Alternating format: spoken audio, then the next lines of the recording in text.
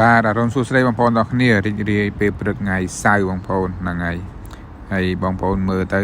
ទេសភាពនៅកន្លែងផាកដើរលេងនេះមើលទៅរៀងស្ទុំដូចពេលព្រឹកអញ្ចឹងបងប្អូនប៉ុន្តែមិនមែនពេលព្រឹកទេម៉ោង1ជាងឯងបងប្អូនហ្នឹងហើយដោយសារតែមេស្ទុំអញ្ចឹងយើងមើលទៅរៀងដូចពេលព្រឹកអញ្ចឹងណាហ្នឹងហើយតាមពិតពីម៉ោងរៀងឆេដែរហ្នឹងហើយខ្ញុំមកនាំចង្ហេងមកលេងនៅផាកហ្នឹងហើយព្រោះថ្ងៃយើងអត់ធ្វើការអញ្ចឹងយើងត្រូវនាំគាត់មកដើរលេង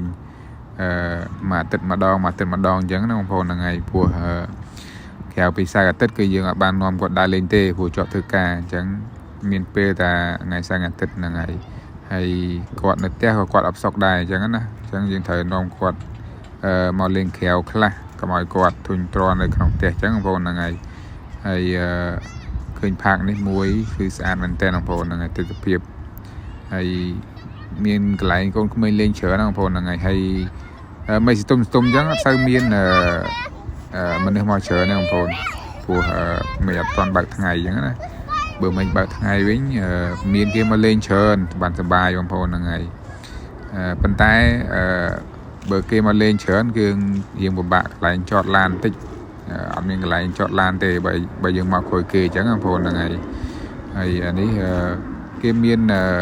ដើមឈើដើមអីពេញហ្នឹងបងប្អូនហ្នឹងហើយ